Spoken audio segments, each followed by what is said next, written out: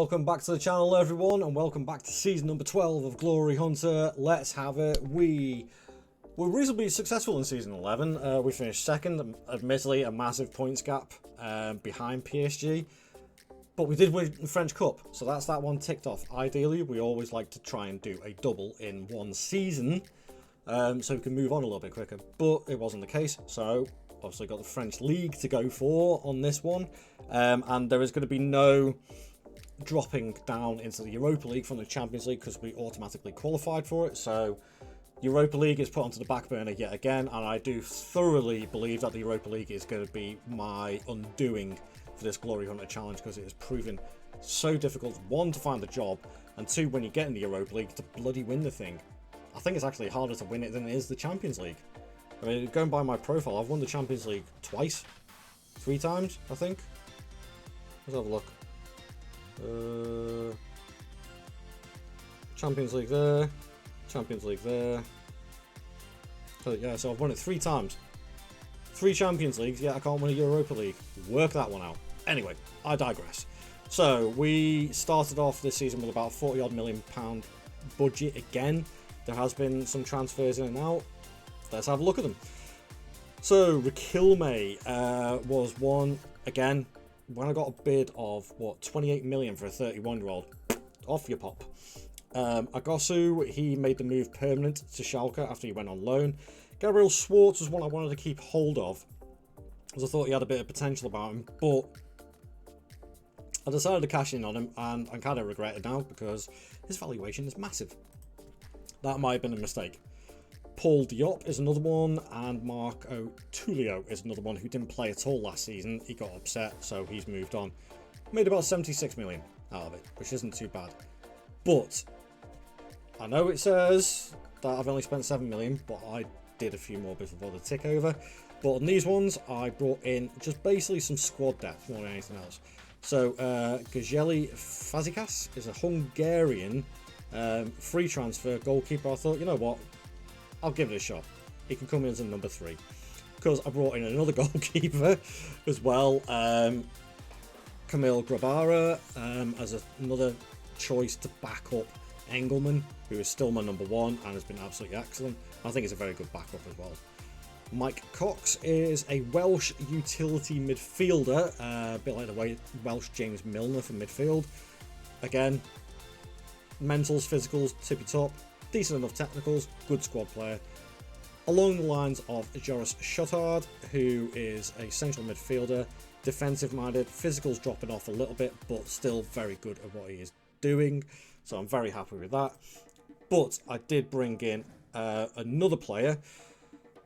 Because I sold Schwartz, I wanted to bring in a seasoned centre-back, somebody who could bring experience into that back line. Mateus Milo, even though he's a regen and is only 25, has played a lot of football. He's at Stuttgart for 3 seasons, did very, very well. Brought him in, and he has been solid as rock. Ignore the arrows, they go up and down, but he is very, very good. His physicals are mental. Absolutely outstanding player. 28 caps for Argentina. By far one of my best players in the team now. And that really is it for the transfers. And as I say, financially wise, I've still got about 11 million in the bank. A lot of it went on Milo. If I have a look at the side now, squad, okay, it looks a little bit small, but I've streamlined it a little bit because I'm just purely focusing on the league. So I brought through a couple of young players from the youth system, so I could use that money on Milo as my centre back. So in my spine of my team now, as you'll see, the formation has changed, and the reason for that was I felt like the results that we were losing were silly losses because we had too much of a gap from the forward line to the midfield. So I dropped my attacking midfielder into the central midfield and had him on attack instead, just to bridge that gap a little bit.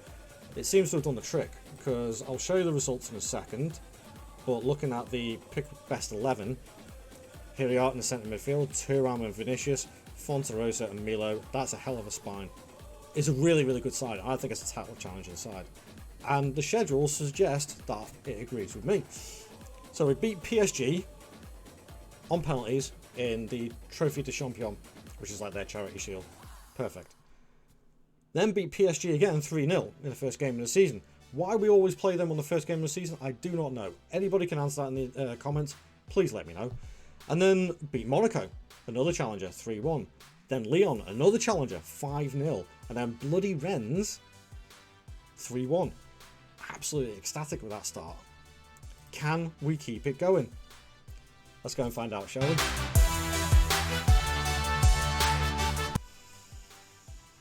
Oh, the sweet smell of victory. Kerching, French title ticked off. And by a good amount as well. PSG slipped this season, we beat them by 8 points. In fact, we didn't lose the top position at all this season. We only lost 2 games. Neither was to PSG actually, which I'm quite surprised at. We must have drew the other one. Yeah. Oh, so happy with that. That's France done. Okay, so let's go and have a quick look at the squad. Squad wise. So, goals.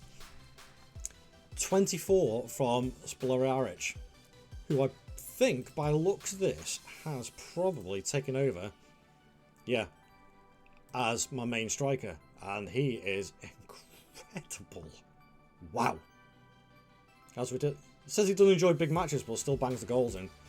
More stats, still 21-3. 18-14 from Pinheiro. This lad just keeps on getting better and better as well. What a winger he is. Suarez, 17-14. What a signing he's proved to be. Valentin Barco, 15-12. Emerick Periart, 13-8. I think that's his first.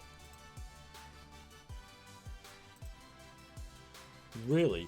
Yeah, that's his first full season, so we got blooded in a little bit. 25-26. But this one, 46-6. Wow. Great first full season for him. Thuram still rocking it. He's amazing on this game. Absolutely amazing.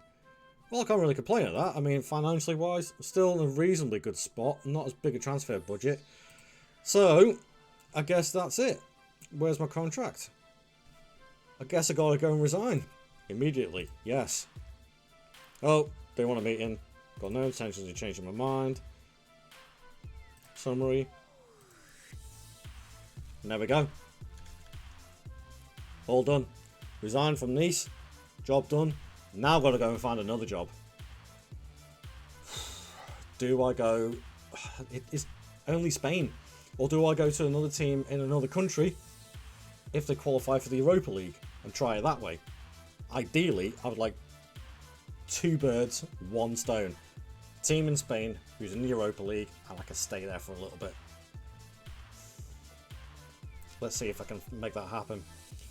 Please leave a like on the video if you did enjoy this, and subscribe to the channel. There's lots more content just like this and plenty more to come, especially with FM25 coming out soon. And I'll see you guys in the next video. Thanks very much for watching. I'll see you later. Ta-ra.